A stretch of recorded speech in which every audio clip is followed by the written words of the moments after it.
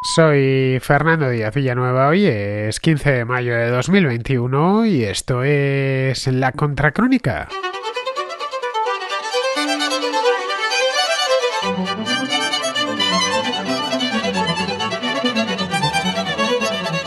Bienvenidos al Contraplano, que la semana pasada no lo pudimos tener porque estuve fuera, estuve en las Islas Canarias, tal y como estáis viendo en estos vídeos que voy subiendo. He subido el cuarto.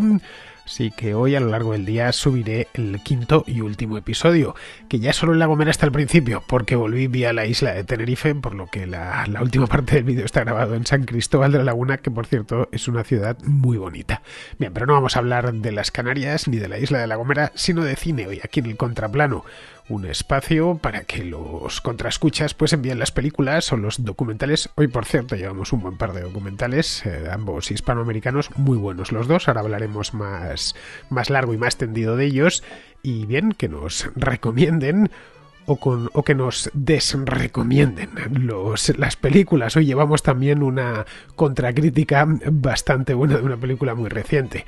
Bueno, si queréis participar en el Contraplano, no tenéis más que enviar vuestra crítica en una nota de voz de WhatsApp al siguiente número. Os lo refresco, que llevo ya un par de semanas sin dároslo. Es el 690 827909 con el más 34 delante, ya sabéis, si estáis fuera de España. Las críticas cinematográficas o de documentales o de series, también de videojuegos, ¿eh? Hoy también traemos un videojuego. Hoy está completo el Contraplano, lo podéis ver en la descripción del programa.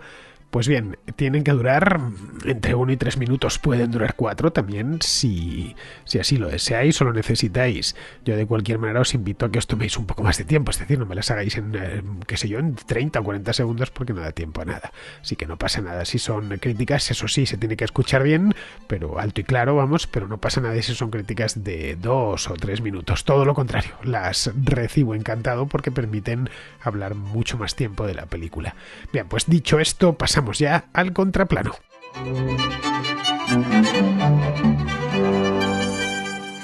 Empezamos con Francisco de Guatemala, que nos trae 3 películas del mismo género, un género que además a mí me gusta mucho, como bien sabéis, el género de la comedia. Te traigo nuevamente una recomendación para el contraplano. Esta vez se trata de 3 películas muy parecidas, todas de un corte de comedia. Creo que no dan como para hacer un programa como el que hiciste con la anterior contra crítica que te envié, pero son bastante parecidas. Estas son las recomendaciones. En esta ocasión traigo 3 recomendaciones de un corte similar. Son 3 películas de comedia y una de ellas ya pasó por acá en el Contraplano hace un buen tiempo y eso pues, no voy a ahondar mucho en ella. Se trata de Goodbye Lenin, que es una excelente película. Desde que la escuché en el programa me quedé con esa curiosidad de querer verla y recientemente la logré encontrar publicada en HBO Go, la aplicación bajo demanda de HBO. No sé si está disponible en otros países, pero al menos acá en Guatemala ya la logré ver. La segunda se llama Jojo Rabbit.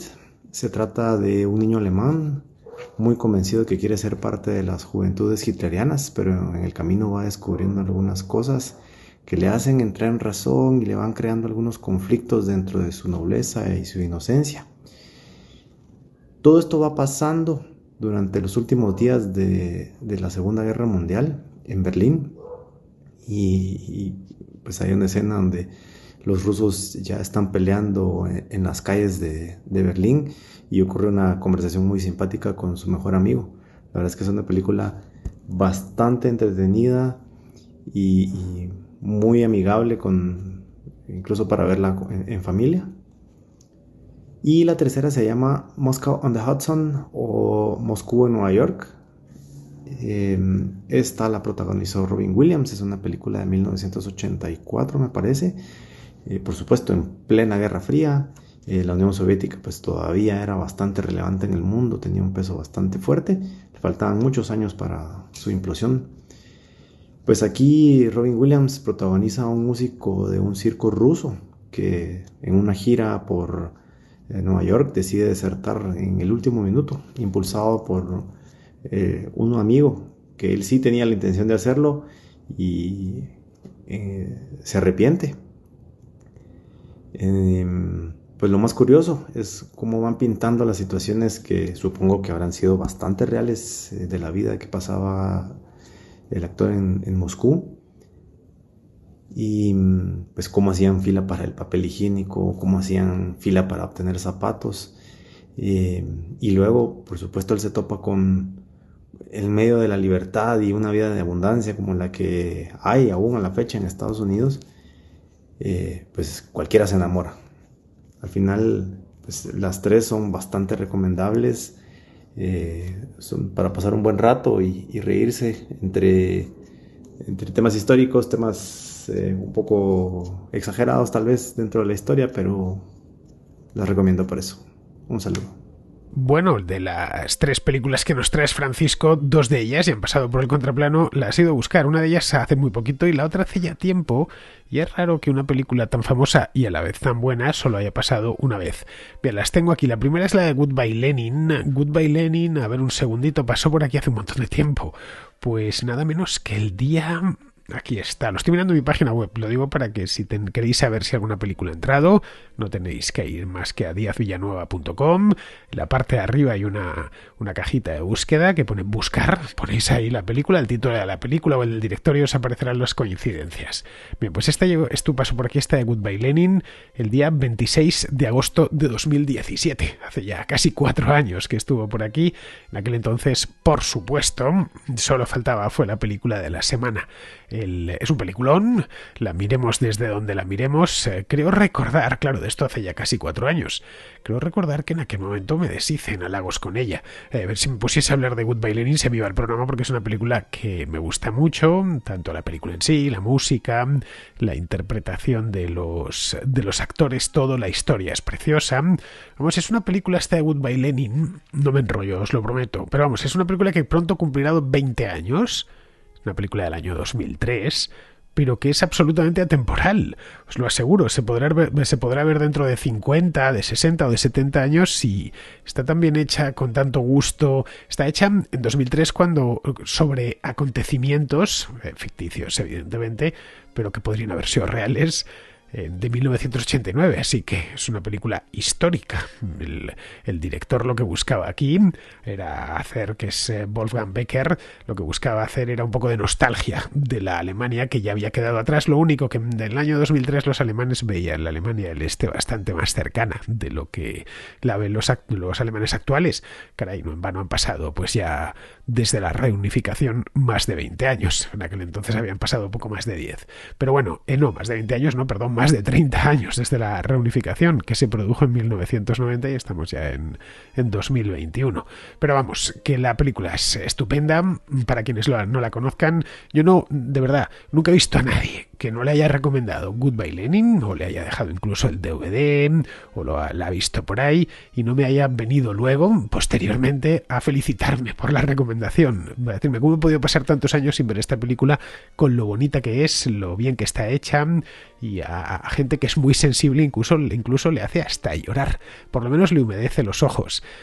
Es una historia ambientada en 1989 cuando está cayendo el muro de Berlín, están unificándose poco a poco es una historia sentimental de la reunificación de las dos Alemanias, vista a través de una familia de la Alemania, de una familia no, de un tipo de 18 años de la Alemania del Este, de Berlín Este concretamente, y está muy bien contada, con muchísimo cariño, tiene un montón de humor, como os decía, la música es estupenda, estas bandas sonoras que se te quedan metidas en la cabeza y nunca se te olvidan, en fin, una gran película. Luego la otra que nos trae Francisco, Jojo Rabbit, esta es otra gran película, mucho más reciente, eso sí, es del año 2019, y esta pasó por aquí, también te la he ido a buscar, a ver, lo digo, esta es muy reciente, es tanto reciente de producción, ya digo, solo un par de años, como de tiempo que pasó por aquí, por el contraplano. es del 6 de febrero de 2021. Vamos, hace 4 días. No 4 días, pero sí 4 meses. Vamos, que estamos en mayo y esto pasó a principios de febrero. Así que seguramente muchos la recordaréis. No tenéis más que ir al contraplano de aquel día. Ya sabéis, del día 6 de febrero, ese día de la película de la semana, según estoy viendo aquí, fue El Crack Cero de José Luis García, y ahí podéis examinar lo que hablé y lo que habló el Contraescucha, que nos la recomendó. Luego, por último, la de Moscú en Nueva York, que es Moscow, que en inglés el título original es Moscow on the Hudson, Moscú en el río Hudson, que es el río que desemboca, mejor dicho, en Nueva York. Bueno, ya sabéis que tienen el East River a un lado y el otro lado el Hudson. El East River, es decir, el río del este, no es río ni es nada, es simplemente una ensenada, un brazo de mar. El río de verdad, el que viene del interior del continente, es el Hudson. En español creo que se tituló esta película Un ruso en Nueva York, si mal no recuerdo, y nunca ha pasado por el contraplano. Esta de Un ruso en Nueva York, que es una buena comedia de los años 90, la vi en su momento y creo haberla visto alguna vez más. Pero hace ya bastante tiempo que no la probamos, me gustó. Está protagonizada por Robin Williams, que interpreta a un saxofonista ruso que trabaja en un circo y que, aprovechando un viaje de su circo a los Estados Unidos, decide quedarse allí. La película es del 94 y está ambientada en esa misma época, los primeros años 90. Vamos, es una comedia de época, os advierto que entiendes bien si recuerdas aquellos años, es decir, si los has vivido. Los que tengáis ahora 20 o 25 años, pues os costará un poquito entender todas las claves. Si alguien, en 20, 25, incluso me atrevería a decir hasta 30. Los que tengáis más, que recordáis todavía la época en la que el bloque soviético se vino abajo y lo que era la Rusia de la época, pues no os será muy difícil captar los detalles. ¿Por qué digo esto? Pues porque la Rusia de hoy, pues ya estamos en la tercera década del siglo, es muy diferente a la de hace 25 o 30 años. Hoy ya no se ve a los rusos como unas pobres víctimas del comunismo, como los veíamos en aquel entonces, diría que hasta cierta simpatía a los rusos en general, unos desdichados que acababan de salir de una dictadura larguísima de 70 años y que andaban pues un tanto sorprendidos con todo lo que les llegaba de nuevo, que estaban en la ruina más absoluta. Bien, era la época en la que estas víctimas estaban deseando todas salir del país, algunas habían conseguido evadirse durante los años 80 y claro, cuando conseguían salir, pues de golpe se encontraban pues así con el mundo libre. Y se producía un shock cultural que el cine aprovechaba, evidentemente, ese shock cultural. El clásico ruso que llegaba, y quien dice ruso, pues dice un rumano, un húngaro, o qué sé yo, cualquiera del bloque del este, un polaco. Esta de Goodbye Lenin que hablaba antes juega también con esa misma idea, la del shock que produce a alguien del bloque del este cuando consigue pasar al oeste. En Goodbye Lenin se ve muy bien, hay una escena maravillosa en la que unos cuantos sosis que han conseguido, es que ya el muro ha caído, entonces pueden pasar al lado occidental de la ciudad, entran creo que es en un sex shop y se quedan mirando una película porno, sorprendidos, diciendo, que era, ni siquiera era porno, algo erótico, algo así que por supuesto estaba más que prohibido en el este. Pues aquí juega con eso mismo y claro, esto a los que no vivieron aquello no lo recuerdan y por lo tanto no pueden identificarlo bien y de hecho eso hoy no se hace. Hoy Rusia no es un país miserable como lo era en 1990 y luego en lo esencial el estilo de vida de los rusos es parecido al de Occidente. Sí que una comedia como esta, de Un ruso en Nueva York, no podría hacerse hoy directamente, a no ser que quieras hacerla de época y llevártela al año 1990-91. Lo que sí choca un poco de esta película, ya como puro detalle, es ver a Robin Williams como ruso. Os lo digo de verdad, no os engaño. Quizá era demasiado famoso ya en aquel entonces como para meterse en un papel tan peculiar. No estoy diciendo que no tenga cara de ruso, que cualquiera puede tener cara de ruso, no es eso. Es que era muy reconocible. Además, en esa misma época, Williams estaba en el momento álgido de su carrera. pues acababa de hacer Mr. Doubtfire, que es del año 92-93, y esta es del 94, así que acababa de terminarla, y poco antes, en el 89, había hecho El Club de los Poetas Muertos. Había hecho Despertares también, que creo que es del 90, se había metido en la piel de Peter Pan en Hook, que desde el 90 del 91.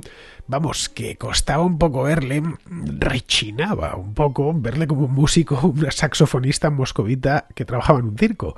Pero claro, era una comedia y necesitaba un gancho cómico. Aunque costase un poco al principio ver a Robin Williams, un tipo que identificas con los Estados Unidos y con Nueva York, pues verle perdido en Nueva York como un extranjero. No sé, de haber escogido a un actor europeo, ruso o un alemán, ya sabéis que los siempre que quieren poner rusos a veces escogen actores rusos y otras veces directamente alemanes o suecos, los estadounidenses los asimilan. Bueno, pues si hubieran escogido a un actor europeo, yo creo que no hubiese funcionado igual, al menos en el mercado estadounidense.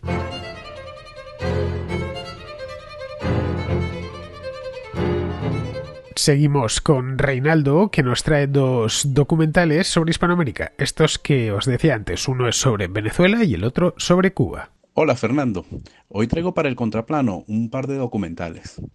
El primero se llama Los Nietos de la Revolución y trata sobre testimonios de jóvenes cubanos de aproximadamente 18 y 25 años, los cuales nacieron ya con el régimen más que asentado y por tanto no han visto otra cosa en su vida. Y además en su momento sus abuelos les decían cuando eran pequeños que iban a ver a una Cuba próspera.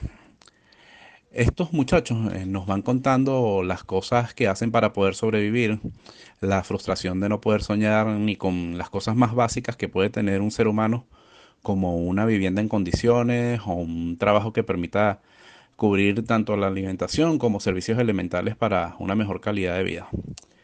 Es cierto que, bueno, por un lado el documental tiene un sesgo muy definido, en prácticamente todas las declaraciones son críticas a la tiranía, pero a mi parecer es bastante honesto. Y que se haya hecho en Cuba me parece que le da un valor mayor. El segundo documental se llama CAP, dos intentos. Y este documental nos habla de los dos periodos presidenciales del expresidente venezolano Carlos Andrés Pérez y de su popularidad. En el primer periodo podemos ver cómo su gobierno, aprovechando los tiempos de bonanza petrolera, se dedicó a gastar mucho, a nacionalizar empresas como PDVSA y crear cualquier cantidad de planes sociales, también endeudar el país. Y aún con esto, el venezolano se sentía a gusto y la popularidad de Carlos Andrés crecía como la espuma. Luego, en los gobiernos que le siguieron, el país comenzó a sufrir las consecuencias de tanto despilfarro y la economía se resintió bastante. Esto conllevó a que el pueblo venezolano volviera a votar por Carlos Andrés en 1988, quizás añorando esos tiempos de abundancia. Sin embargo, Pérez lo que realmente intenta hacer es arreglar el entuerto que él mismo ocasionó, en buena medida con un programa de recortes muy severo, privatizaciones que a la larga consiguieron la mejora de ciertos servicios y empezó a darle cabida a su gabinete a personas que estaban mejor preparadas para esos respectivos cargos. Muchos ni siquiera antes habían incursionado en la política. Esto conllevó a que Pérez tuviera una pérdida de popularidad bastante grande y una serie de sucesos muy conocidos eh, que accidentaron y bastante su segundo periodo presidencial. Hasta cierto punto el documental es algo benévolo con la figura de Pérez, pero considero que vale la pena verlo sobre todo para entender por qué una tiranía como la del chavismo, años después, consiguió llegar a instalarse en el poder por más de 20 años. Ambos documentales lo puedes ver por YouTube. Te voy a dejar los enlaces para que los pongas en tu página web. Y bueno, eso es todo. Un saludo. Ambos documentales, el de los nietos de la Revolución Cubana y el de Cap Dos Intentos, los he visto y, como bien dice Reinaldo, los podéis ver cualquiera de vosotros porque están disponibles en YouTube. Vamos, os dejo los enlaces por si queréis verlos. El primero de ellos, el de los nietos de la Revolución Cubana, lo vi ya hace unos años. Este de Cap Dos Intentos, no, ese lo he visto a raíz de la recomendación de Reinaldo cuando me llegó, vi el enlace que me dio y la verdad es que me gustó mucho. Es un documental largo, dura más de hora y media, 1 hora 39 minutos, vamos, lo tengo aquí abierto, el YouTube, y dura exactamente 1 hora 39 minutos 30 segundos. Pero merece mucho la pena, ¿eh? Reinaldo lo ha explicado muy bien en ambos documentales y no hace falta añadir mucho más. Lo que hace con este de Cap Dos Intentos, lo que repasa son los 2 mandatos presidenciales de Carlos Andrés Pérez. CAP es eso mismo, es el acrónimo de Carlos Andrés Pérez en Venezuela.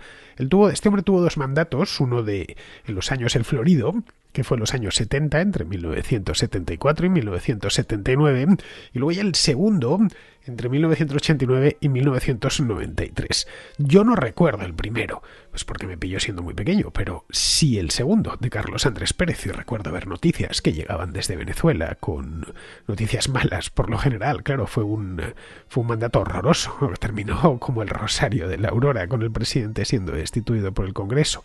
Bien, entendiendo este periodo de la historia de Venezuela, encajan todas las piezas que explican el ascenso del chavismo y su consolidación en el poder.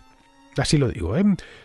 Podréis decir que soy muy jactancioso, que solo con esto basta. No digo con verse este documental, digo entendiendo bien lo que vino antes. Y a pesar de que hubo otros presidentes, que no solo estuvo Carlos Andrés Pérez, sí es el presidente central en los 20 años que preludiaron la llegada de Chávez y del chavismo. Carlos Andrés Pérez era un líder muy diferente a Chávez, pero dejó un legado muy pernicioso. Les hizo ver a los venezolanos que todo podían esperarlo del Estado. Vamos, les vino a decir que el país era rico en petróleo, que lo era indudablemente, y que ese petróleo era de todos. Que era de todos los venezolanos, por lo que la cuestión era administrar bien PDVSA, la compañía petrolera de Venezuela, la estatal, y luego repartir esa renta petrolera. Bueno, PDVSA, de hecho, fue una hechura del propio Carlos Andrés Pérez. Se fundó durante el primer mandato de Carlos Andrés Pérez, se fundó, sin mal no recuerdo, en 1976, que es cuando culmina la nacionalización de la industria petrolera.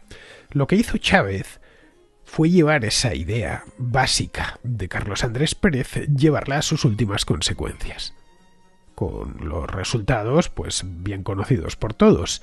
Bien, en este documental, que cuenta con la participación de gente importante, incluso aparece Felipe González, que llegó a tener amistad personal con Carlos Andrés Pérez. Vamos, ambos estaban en la Internacional Socialista, y Carlos Andrés Pérez apoyó mucho a los socialistas españoles. El documental es relativamente reciente, es del año 2013, así que se ve a Felipe González un poquito más joven, pero no mucho más joven. Vamos, que no es un documental hecho en el año, qué sé yo, 98, 99.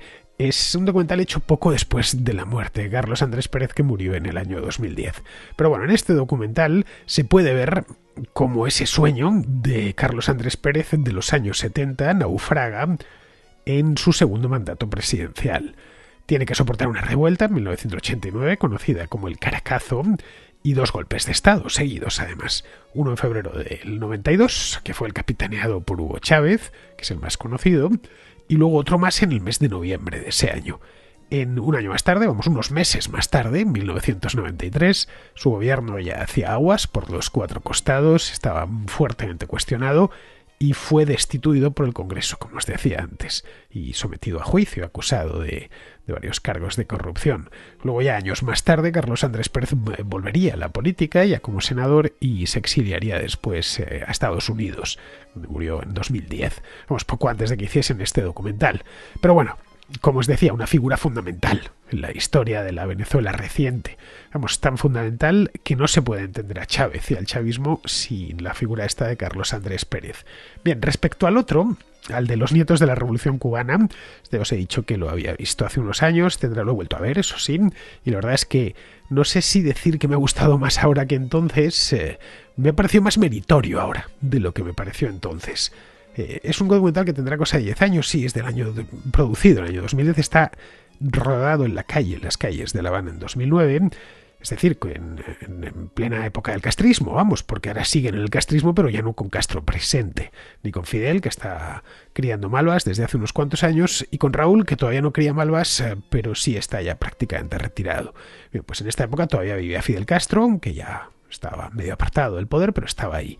Es un documental muy original, ya digo que la segunda vez que lo vi me llamó más la atención la manera en la que lo había hecho el director, porque el director, que se llama Carlos Montaner, os sonará el nombre y el apellido, no es Carlos Alberto Montaner, el escritor, es el hijo de Carlos Alberto Montaner, lo que hizo fue aprovechar que este cantante colombiano Juanes daba un concierto en La Habana. Decidió el gobierno cubano permitir que algunos cantantes extranjeros entrasen en el país para animar un poco a su propia juventud. Bueno, y permitió que Juanes diese un concierto en La Habana. Esto sucedió en el año 2009. Lo que hizo Montaner fue meter 3 cámaras en la isla con la coartada de grabar el concierto. Cosa que en el aeropuerto pues no le iban a poner pegas, pues simplemente un equipo que llega desde, qué sé yo, México o Colombia o Estados Unidos o la propia España a grabar el concierto de Juanes, que por supuesto era y naturalmente sigue siendo toda una celebridad mundial. Bien, lo que hizo Montaner con esas cámaras no fue grabar el concierto precisamente. Lo que hicieron fue hablar con gente que se encontraba por la calle, especialmente con jóvenes, lo que permite escuchar a toda esa gente de la calle con una espontaneidad brutal. A mí me sorprendió que los jóvenes hablasen con semejante franqueza. No sé, seguramente pensarían que eso nunca se vería en Cuba, solo en Estados Unidos y en circuitos muy cerrados, casi privados. Tened en cuenta que en 2009 ya existía YouTube, por supuesto, no estaba en Occidente tan extendido como lo está hoy en día, pero en Cuba directamente pues era poco menos, creo yo, que inaccesible allá por el año 2009, excepto la velocidad de Internet nunca ha sido muy grande en Cuba y en aquel entonces había ciertas limitaciones. Bueno, lo que hicieron fue algo que sucede solo una vez en cuando, que es poder meterse en una dictadura y poner un micrófono a la gente y que la gente hable con espontaneidad. A mí me sorprendió de verdad. Fue algo que me llamó la atención, pensando que, caray, luego les pueden meter mano, incluso meterles en la cárcel. El hecho es que, caray, era y sigue siendo una dictadura. Si esto lo ven, que has estado criticando al gobierno, aunque aquí lo que hacen los jóvenes no es tanto criticar al gobierno, sino hablar de su vida y de los problemas que tienen. Casi todos esos problemas están derivados de la situación política, obviamente. Este documental tiene un aire reporteril muy fresco. Se nota que Montaner llegaba, encendía la cámara en mitad de la calle y se ponía a grabar, sin preocuparse demasiado, pues, qué sé yo, por detalles como la iluminación o el sonido, de que algunas de las entrevistas no se escuchen muy bien, se escuchan con mucho ruido de fondo. La verdad es que tampoco podía poner sets en la calle, iluminados, con sillas y tal, y grabar, porque seguramente las autoridades se lo hubiesen impedido. Es decir, que iban un poco al aquí te pillo, aquí te mato. Y eso le da ese aire de reportaje, casi de YouTube, pero de YouTube de la actualidad. A mí personalmente me gustó mucho. El documental, como os decía, fue grabado en 2009, es decir, hace ya 12 años, pero conserva mucha actualidad.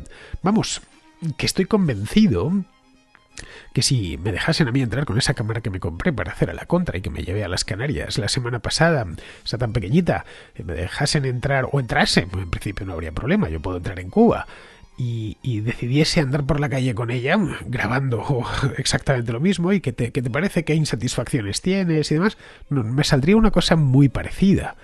El cubano de a pie, aunque nos parezca sorprendente, está bastante despolitizado. Bueno, ya tiene lo suyo con ir resolviendo el día, pero luego también está lleno de frustraciones por vivir donde vive, con tantas limitaciones, un lugar en el que no hay modo de abrirse camino libremente en la vida, un lugar en el que la ideología del partido es omnipresente, y eso también llama la atención. Pocas veces hay tanta distancia entre lo oficial y lo real como en los regímenes comunistas. La Cuba oficial y la Cuba real discurren por caminos paralelos pero muy alejados entre sí. Bien, así ocurría en la Rusia soviética y en cierta medida creo que sucede también en la Venezuela chavista. Bueno, No os sigo porque me puedo enrollar mucho más y no es mi deseo. Ambos documentales están en YouTube, no en alta definición, eso sí, por lo que más dudo que grabase Montaner el documental este en la calle con cámaras de hace 12 o 13 años en alta definición, pero bueno, así que no os lo pongáis en televisores muy grandes porque pixelizará un poco. Para verlos en la pantalla del ordenador o en la pantalla de un iPad están bien. Creo que están a 360 por 640. Ya sabéis, como os decía antes, os dejo el enlace debajo en la descripción del programa y también en mi página web. Bien, vamos ahora con Javier, que es de Málaga y que nos trae un videojuego muy famoso. Buenas noches, Fernando y demás contraescuchas. Hoy quería hacer una recomendación de una saga de videojuegos llamada Assassin's Creed. Si bien sé que no es históricamente correcta, que es a favor de la acción, digamos, y del guión de la historia del mismo videojuego, se toma unas licencias bastante grandes. Quería recomendarla sobre todo por uno de los buques insignia que tiene los desarrolladores, de lo que más presumen de la saga, que es la precisión con la que han recreado los escenarios. El primer juego de la saga, que se desarrolla durante el siglo XII, en Damasco, en Jerusalén, en Acre, durante las cruzadas, porque el videojuego trata sobre todo de la lucha entre el credo de los asesinos y los templarios, ¿vale? Que ya han conformado, desde esos tiempos han conformado unas sociedades secretas que gobiernan en la sombra, gobiernan países enteros y corporaciones multimillonarias, etcétera. Bueno, tampoco viene al caso el guión del juego. Simplemente recomendar la saga por esa recreación de los escenarios, porque cada entrega se desarrolla en un sitio distinto en varias épocas. Por ejemplo, la segunda parte durante el siglo XV, en Florencia, en Venecia, en Roma, y otra parte en el siglo XV también, más bien, o XVI, más bien principio del XVI, en Estambul. Esa precisión en esos mapas sí tuve la oportunidad de comprobarla personalmente cuando visité Estambul y sinceramente me pareció una pasada, después de haber jugado bastante a esa entrega del videojuego, andar por el centro de Estambul pues con esa familiaridad. Poder ir de Santa Sofía al Palacio de Topkapi o visitar, andurrear por las calles hasta la mezquita del Sultán Mehmed, creo que era, con esa familiaridad sin mirar un GPS, y que me resultara familiar el trazado viario y todo, aunque obviamente con los cambios de pasados los siglos, pero los edificios principales y más o menos el trazado sí se mantenía y me pareció una pasada, hasta el punto que creo que están reconstruyendo detalles concretos de Notre Dame gracias a una de las entregas que hubo, que se desarrolla en la Francia de la época de la Revolución Francesa. Y nada, solo recomendarlo para los que quieran darse un paseíto virtual con tintes de acción y de puzzle y de acrobacias varias, que es de lo que trata el juego, por diferentes escenarios históricos. Enhorabuena por el programa, Fernando, y un saludo a todos los contraescuchas. Esta saga de videojuegos de Assassin's Creed la conozco, claro, quien no la conoce. No por haber jugado a ellos, pero sí por haberlos visto. Uno entraba a lo largo de los últimos 15 años, ha entrado, qué sé yo, en la FNAC y se ha encontrado no ya el videojuego, sino unas figuras de tamaño real o más del real del protagonista, perdón. Lo estoy mirando ahora y he ido a buscar cuántas ediciones lleva, y lleva la friolera de 12 ediciones. La primera es de 2007 y la última del año pasado. La última es, aquí lo tengo, es toda la saga. La última se llama Assassin's Creed Valhalla y es del año 2020. La primera es, empezaron en la Assassin's Creed 2007, 2, The Brotherhood, The Revelations, Assassin's Creed 3, 4 Black Flag, en fin, para volverse locos. Lo sabrá que se hayan jugado las 12 ediciones. El hecho es que, claro, como es un juego tan famoso, en alguna ocasión se ha visto jugar a alguien, algún amigo, algo así, que lo tenía puesto en casa. Y por lo que recuerdo sale un tío lanzando unos cuchillitos y dando brincos de aquí a allá, del suelo al tejado y del tejado al campanario de una iglesia. Luego, además de los videojuegos, le hicieron una película hace unos años, una de estas de acción para niños, que no he visto. Supongo que será el mismo de los cuchillitos, pero en el mundo real. Vi eso sí el tráiler en su momento y estaba ambientada en la España del final de la Edad Media, en el Emirato de Granada, justo cuando entran los Reyes Católicos. Pero vamos, más no te puedo decir. Pero vamos, ahí os lo dejo. Si os fijáis, de cualquier manera, antiguamente se hacía una película, una saga de películas, y luego posteriormente salía el videojuego. Hoy sucede justo al contrario. Hacen el videojuego primero, o 12 videojuegos, y luego ya pues lo convierten en película. Y entiendo que los videojuegos han vendido mucho más de lo que ha hecho esa película de la que os acabo de hablar de taquilla. Bien, ahí se ve perfectamente cuál es la industria que hoy por hoy lleva la voz cantante. Bien, vamos ahora con Juan, que nos trae una contracrítica, esta que os decía al principio, la de una película de hace solo unos meses. Se estrenó en septiembre del año pasado. Hola, Fernando. Este ha sido una crítica porque el otro día estuve viendo la película Antebellum y nada más que quiero contar, lo primero, que es un troño. Es una película nada recomendable. La verdad es que no se pierde nada por no ir a verla. Es una película que han aprovechado todo este movimiento que hay de protestas en Estados Unidos para sacar una película y llenar la taquilla. Simplemente es todo predecible. Es una película en la que los blancos malos son muy malos y los negros buenos son muy buenos. Esto, la verdad es que no quiero contar mucho de la película porque, claro, habrá gente que le guste castigarse duramente y entonces, bueno, pues no le voy a destripar la película. Pero vamos, que si tienes oportunidad, no la veas. Es más, que tus contraescuchas no la vean nunca porque es perder el dinero. Tirarlo directamente. Venga, un abrazo y hasta siempre. Pues no, Juan, no la he visto y tampoco tenía pensado ver esta de Antebellum, que por lo que veo ha tenido una crítica espantosa. Y no digo ya de los críticos profesionales, que también, sino de los espectadores. En Rotten Tomatoes solo la recomiendan el 28% de los que la han calificado. Así que efectivamente debe de ser, como bien dices, un truño. Para los que estáis en América, un truño significa algo realmente malo.